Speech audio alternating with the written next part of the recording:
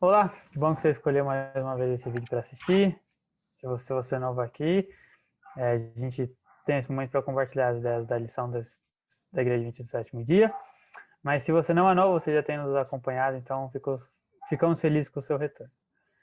Seguindo a nossa rotina aqui, do jeito que a gente tem feito as coisas, estamos na lição 9 da lição de Isaías, que tem sido uma experiência muito rica, não sei para vocês, mas para mim tem sido de aprender e ver as coisas de uma forma diferente sobre esse livro que é tão profundo.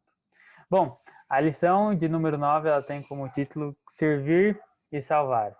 Eu podia até falar várias coisas aqui, mas eu quero começar exatamente como o autor dessa lição começa, que é com o texto de Ellen White. Então eu vou ler aqui para vocês. Muitos acham que seria um grande privilégio visitar os cenários da vida de Cristo na Terra, andar pelos lugares por eles trilhados, contemplar o lago à margem do qual ele gostava de ensinar, as montanhas e vales em que seus olhos tantas vezes pousaram. Mas não necessitamos de ir a Nazaré, ou Cafarnaum ou Betânia para andar nos passos de Jesus. Encontramos suas pegadas junto ao leito dos doentes, na casa dos humildes, nos abarrotados becos da grande cidade e em qualquer lugar onde houver um coração humano necessitado de consolação, fazendo como Jesus fazia quando esteve na terra. Andaremos em seus passos. Acho que esse texto já fala muito por si mesmo e a partir disso eu quero perguntar para vocês, né? A lição ela vai trazer a ideia de comparando a forma como Isaías vai escrever o ato de servir em comunidade e servir individualmente. E aí eu queria perguntar para vocês o que esse ato de servir ele revela sobre as prioridades de Deus e a própria forma como ele se relaciona conosco.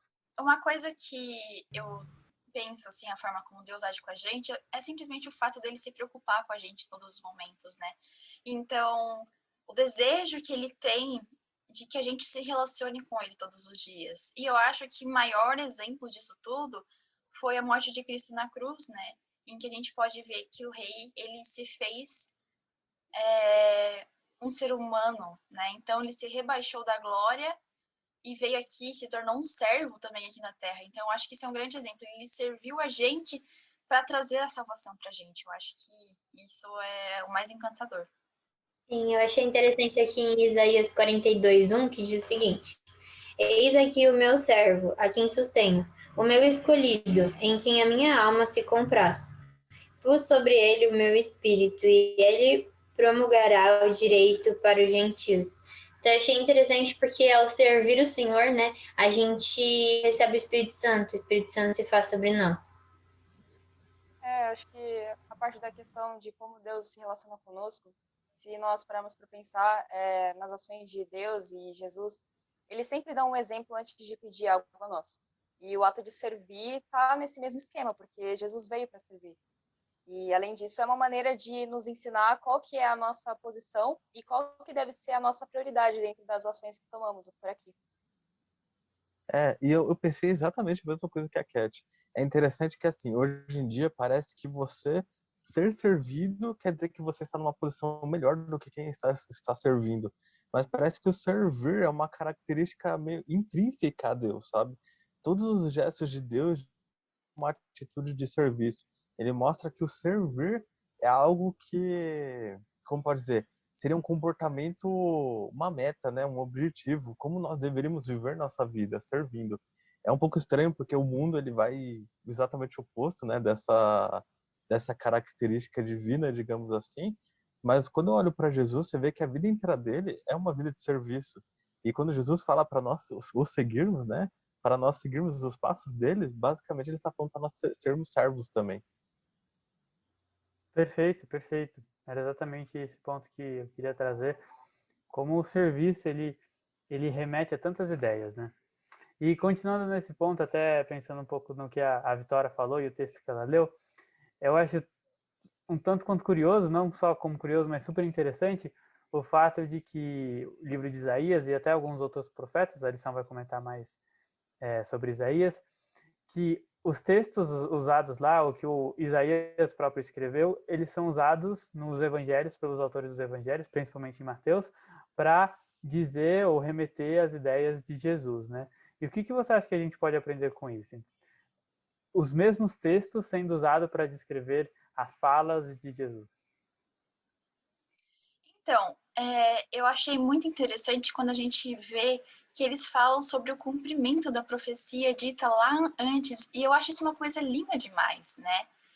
E até tem aqui, né, que fala em Daniel 9, 25 e 26, que você pode ler na sua casa, que é bem legal, e fala exatamente sobre isso. E eu acho tão lindo, porque a gente vê uma coisa que pra gente já aconteceu, mas pra eles ia acontecer. Então, a forma que é dita é a esperança, sabe? E isso me faz pensar muito, acho que eu tô fugindo talvez um pouquinho do contexto da lição, mas na promessa também que a gente tem da vinda de Cristo, porque esses dias eu tava fazendo uma faxina em casa, né, faz parte, férias, quarentena, e aí eu vi um livro que ele para mim, né, visto para mim, é relativamente antigo. E aí, nesse livro, falava a breve vinda de Cristo, e você vê como perdura isso. Mas se Deus já cumpriu a primeira, e os discípulos puderam escrever com grande alegria, por que pra gente não seria assim de novo, né? Sim, exatamente, como você falou, Elisa. Eu vejo que tem tudo a ver com a profecia mesmo, né? Lá no Velho Testamento eles falavam de uma profecia que iria se cumprir, e já nos Evangelhos eles falavam de algo que já tinha se cumprido. E é engraçado assim, de interessante, né? Como que aquilo que eles falavam lá no Velho Testamento cumpriu realmente, exatamente como falava lá nos Evangelhos. Assim, como vocês falaram, eu penso que é uma forma de mostrar a relevância do Velho Testamento e como isso já estava previsto há muito tempo. Então, tudo está conectado. E, gente, não, ó, para vocês que estão assistindo, não é combinado, nós não combinamos as respostas antes, mas eu pensei a mesma coisa que vocês. Eu acho bem engraçado isso, que nem a Vitória falou, engraçado não de cômico, mas de interessante, como que para nós olhamos a vinda de Cristo como algo que é história. Não tinha acontecido ainda, sabe? Então é uma maneira de você reforçar que, ó, tá vendo essa pessoa que Isaías falou aqui, esse servo, esse enviado de Deus, essa pessoa que quer trazer liberdade, que quer salvar os outros, que quer ser sacrificada, então, essa pessoa veio, essa pessoa é Jesus Cristo. Então, assim, você vê como Deus é maravilhoso, porque Deus inspirou os discípulos, né, para escreverem a Bíblia, mas a Bíblia é uma palavra inspirada de Deus. Então, Deus quer reafirmar isso, que, assim, o pecado foi vencido. Cristo venceu o pecado na cruz. E Deus está falando, não tenham dúvidas. É nesse momento o pecado foi vencido. Perfeito. E que rico isso é, né? E aqui, para finalizar, mais a reflexão de vocês mesmos e pensando bastante no título da lição, como que o serviço leva à salvação e como isso acontece efetivamente na prática? Olha, eu acredito que é a gente fazendo como Cristo, como a gente pode ver em todo esse momento. E uma coisa que me faz pensar muito e que eu gosto bastante é o momento do lava-pés. Então, na Santa Ceia, na primeira que teve, Cristo, ele se colocou à disposição, lavou todos os pés de todas as pessoas. Eu acho que esse é o nosso chamado também para fazer isso. Então, assim como fazer, mas também declarar que o cordeiro já veio, mas o leão logo virá. Então, eu acho que essa é a mensagem que a gente tem que passar para todas as pessoas e sempre seguindo as pegadas de Cristo. Exatamente. Eu achei interessante também um comentário de Ellen White no livro Obreiros Evangélicos, página 117, que diz assim: grande tato e sabedoria são necessários no trabalho de ganhar pessoas. Salvador nunca suprimiu a verdade, mas disse-a sempre com amor. Em suas relações com os outros, exercia o máximo tato e era bondoso e cheio de cuidado.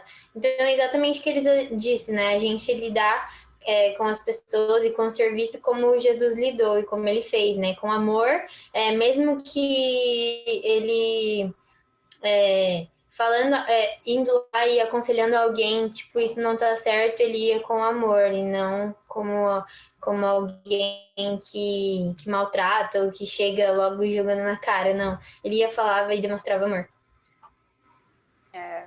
A base do nosso serviço deve ser a cúmula da Trindade, e para promover a salvação, eu vejo que preciso se entregar inteiramente a Deus, porque assim nós vamos ser instrumentos nas mãos dele, e ele fará o melhor, com certeza.